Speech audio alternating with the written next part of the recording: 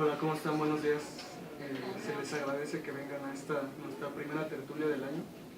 Nosotros integramos el grupo VISTA, Vínculo Social y Trabajo Académico.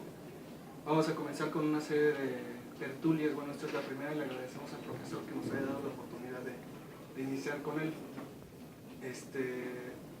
Bueno, presento al profesor, ustedes ya lo conocen, por lo visto es el profesor Arturo Chávez. Él es licenciado en Sociología por la facultad, tiene una maestría en Sociología Política por el Instituto de Investigaciones Sociales del Instituto Mora y también realizó sus estudios de doctorado aquí en la facultad. Pues actualmente, como ustedes saben, está ya coordinando el área de Sociología. Pues bueno, es un tema bastante amplio y que se puede abordar de diversas perspectivas y pues, que requiere el análisis de diversos temas, entre ellos los partidos políticos, movimientos sociales. Creo que todo en sí, todo lo que acontece el día de hoy está de alguna manera u otra relacionado con el tema de la democracia. Entonces, pues vamos a ver, el profesor, cuál es su perspectiva alrededor del tema. Pues nada más me gustaría agregar que la democracia como modelo ha sufrido un deterioro en su credibilidad, en el caso mexicano. Hasta el año pasado solo un 37% de la población prefería la democracia como mejor modelo de gobierno, ¿no? Entonces habría que ver cuáles son las causas que han llevado a este deterioro de la credibilidad y pues sí, ¿no? Fijaros lo que significa tertuliar. ¿Saben qué es un verbo? Yo me ocupé de investigar qué era tertuliar. Tertulia y tertuliar, que es un verbo, yo no sabía que era un verbo. Tertuliar significa conversar. Es un espacio de conversación. O sea, no es una clase, ni es una conferencia, es una conversación. Y el que expone, lo que hace es poner temas de conversación. Eso es lo que vamos a hacer aquí el día de hoy. Yo voy a poner temas que espero los provoquen un poco. Y todo aquel que quiera hablar de democracia tiene que hablar fundamentalmente de su contrario, el autoritarismo. Entonces yo me voy a referir al autoritarismo para poder entrar al debate de la democracia. Y me voy a referir en tres aspectos que espero les provoquen. El primero es el aspecto teórico, es decir, quiénes han estudiado y discutido la democracia. Más allá de los lugares comunes de citar a Aristóteles, que decía atinadamente, por cierto, que la democracia es el sistema más corrupto que hay. Los teólogos idealizan a Norberto Bobbio y que los sociólogos le llamamos Norberto Obvio, ¿no? Que es de una obviedad impresionante, pero dice cosas interesantes sobre la democracia.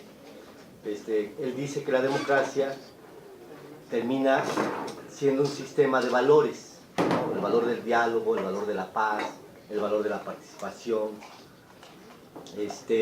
Más allá de estos que son clásicos, en sociología hay un autor que realmente discute en serio la democracia, que es Habermas. Y Habermas tiene un planteamiento, que es el que yo voy a hacer aquí, crítico acerca de la democracia en un sentido. La democracia es prácticamente imposible si mantenemos la misma lógica de la racionalidad política, política en el sentido moderno del término. Es decir, si hay disputa del poder, la democracia es, para los que disputan el poder, algo necesario pero no deseado. Eso dice Habermas. En realidad, ningún poderoso desea la democracia. Si pueden llegar al poder y quedarse allí infinitamente, sería maravilloso. Y cuando nos referimos a un actor político, nos podemos referir a una persona o a un partido político. Entonces, la clase política es la principal detractora de la democracia. Esa es la primera idea que voy a desarrollar con Habermas. ¿Cuál es el concepto que voy a utilizar? Racionalidad instrumental y racionalidad sustantiva. Acción comunicativa orientada al entendimiento, acción comunicativa orientada al éxito. Esa es la base teórica. Hay una base empírica, y solo me voy a referir a México. A nivel mundial es muy difícil hacer análisis comparativo en una nación tan corta, pero en México, históricamente, somos autoritarios. Por dos vías. Ustedes porque son muy jóvenes, pero todavía cuando yo venía a estudiar a esta facultad, no solo éramos autoritarios, sino nos sentíamos orgullosos de ser autoritarios.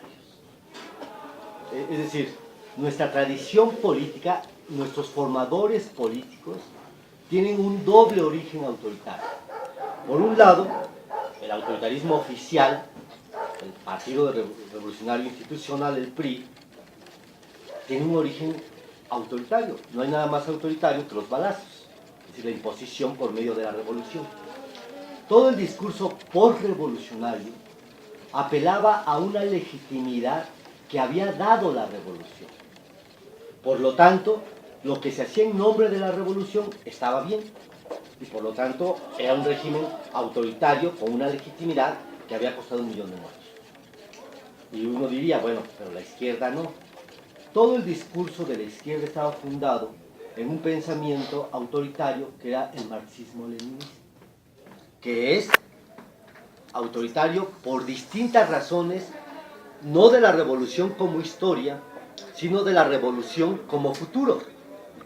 Para hacer la revolución como futuro, para generar un movimiento revolucionario, la única manera es ser autoritario. No hay otra manera. Es decir, no vamos a ir a discutir con el PRI si le vamos a matar a la clase burguesa. O sea, no es discutible la revolución. La revolución o se hace o no se hace. Y para hacerlo, hay que ser autoritario. No hay otra vía. Entonces, voy a desarrollar cómo la historia nacional, salvo un pequeño grupo de liberales, que es el panismo de la década de los 40, no era demócrata. La democracia es realmente reciente como discurso en este país. El único partido que tenía un discurso democrático desde su fundación, curiosamente, es el PAN. El PAN, que se forma en los 40 y que apela dentro de sus prácticas, que ellos llaman prácticas democráticas. La izquierda no, el Partido Comunista, el que fue el Partido Comunista, el Partido Mexicano Socialista, luego el PSUM y lo que derivó en el PRD, es una conjugación de dos tradiciones profundamente autoritarias. Entonces, para discutir la democracia, lo primero que tenemos que entender es por qué somos autoritarios. ¿Sí? ¿Por qué tenemos una tradición política autoritaria? Es la segunda discusión que propongo. Y la tercera, ¿qué pasa en este país? Y esa es mi tesis de fondo. Lo que tenemos es una falsa democracia. Ojo, no es una democracia, no es una eterna transición a la democracia, porque como transición ya llevamos muchos añitos, ¿no? ¿Desde cuándo se habla de la transición a la democracia? Desde el 77, cuando la primera reforma electoral de que creó la Lope, desde el 88 con el movimiento neocardenistas, del 94 con el movimiento zapatista, del 2000 con la alternancia política, del 2006 con el fraude electoral discutible, pero ahí presente como dato, 2012 con la intervención de los medios de comunicación y del dinero. ¿De qué estamos hablando? De una eterna transición a la democracia. Y lo que yo sostengo contra los teóricos, sobre todo los politólogos, que me odian por eso, es que es un falso discurso la transición a la democracia. Tenemos una falsa democracia. Parece que hay democracia. Y de 1977 a 2014 llevamos cada proceso electoral presidencial se hace una reforma política. ¿Pueden ustedes hacer la cuenta? En el 77 se hizo la reforma política en México porque hubo un solo candidato a la presidencia, López Portillo. En 1988, que está toda la crisis política de este país, se llega Salinas Y lo primero que dice, hagamos una reforma política para que no haya duda de quién gana las elecciones. Vamos a corregir, vamos a crear el Instituto Federal Electoral que va a ser autónomo del gobierno. En el año 2000, Fox hace otra reforma electoral, ¿no? ¿Por qué razón? Porque la alternancia no estaba muy claro, la gobernabilidad, ¿no? En el 2006 se hace otra reforma electoral porque hubo duda en el conteo de los votos. En el 2012 se hace otra reforma política. ¿Qué significa esto? Tiene distintas lecturas. La primera es que hay un reconocimiento de que hay fallas fundamentales en el sistema político democrático. Si no, no hubiese reforma. Es decir, si el poder no reconoce que hay fallas, no hay reformas. Reconoce que hay fallas y entonces reforma. En el 2018, se los firmo, va a haber otra reforma política. Sí. Y entonces, no, es que si tapamos ese hoyo, pero se destapó este, y entonces ahora hay que corregir este y vamos a destapar el otro. A eso le llamo yo la falsa democracia mexicana. Entonces, la racionalidad que mueve al político es una racionalidad que en mente, como dice Norbert Elias, está pensando en ocupar un puesto de poder. Ojo, hay políticos que quieren ocupar ese puesto de poder para hacer el bien. No estoy diciendo que todos quieran hacer el mal. Pero para llegar a ese puesto, tienen que actuar como políticos. Y tienen que operar con una racionalidad orientada al éxito. Y tienen que engañar a la gente. Y tienen que engañar a sus correligionarios. Y tienen que engañar. Y es un engañadero terrible, porque esa es la racionalidad instrumental. Lo que busca uno es que te nombren para el poder. Y ya en el poder tú decides si te acuerdas de tus ideales de justicia social, de libertad, o si ya te contagió el poder que es de verdad tan seductor. Su salario formal son 130,000 pesos. Pero tiene el apoyo, bueno, 130,000 pesos yo ya me daría de santos con ganar 130,000 pesos, ¿no? Pero además le dan para que haga formación política, para que tenga módulo de atención ciudadana, para que haga difusión, porque es presidente de la comisión tal, tiene una cantidad. Un diputado más o menos listo llega a ganar al mes 350,000 pesos.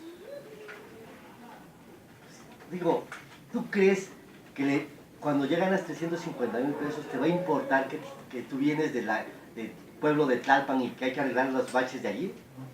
Ya no, ya es otra la lógica, ya es otra la manera de vivir del político. Y esto le pasa a un diputado, imagínense un gobernador. Por eso la clase política per se es autoritaria. Antes era muy sencillo. Ganabas una revolución y te sentabas y se acabó. Y acordabas con la clase política cómo iba a circular el poder y ya no había problema. El problema aparece cuando empieza a haber reclamo democrático. No queremos que los políticos decidan todo, queremos que los ciudadanos decidan. Y ese inicia el debate en este país tardíamente, en la década de los 80, ¿no? A pesar de que éramos una república democrática en la Constitución, el debate de la democracia empieza en los 80.